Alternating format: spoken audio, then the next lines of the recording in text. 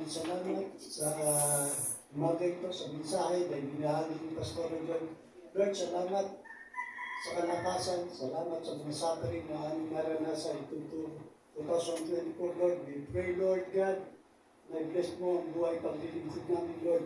Lord, ikaw ang may sabi, Lord God, na Lord God, sa John 3:16, for God so loved the world that you gave your begotten Son.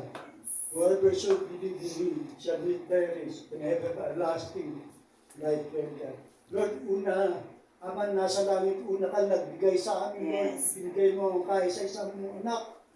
Lord God, upang kami, Lord God, ay hindi makahamak at magkaroon ng buhay na sagana, Lord God. Kaya, Lord, binabalik din namin, Lord God, ang aming mga tithes and offering sa iyo, Lord.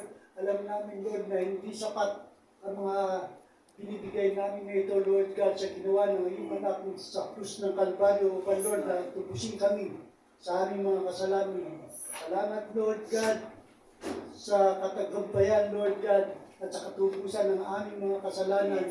Lord God, dalahin din po namin at pagpalain mo. Bless mo ang aming mga tithes and offering.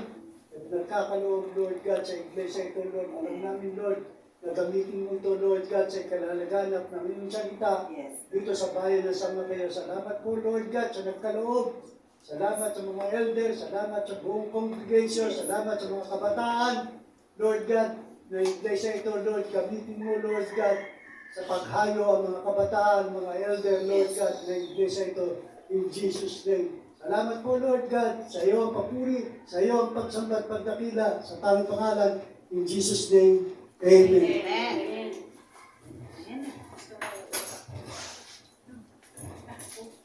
Okay na kasi sinahit mo yung aking pala. Maria. Switch lang.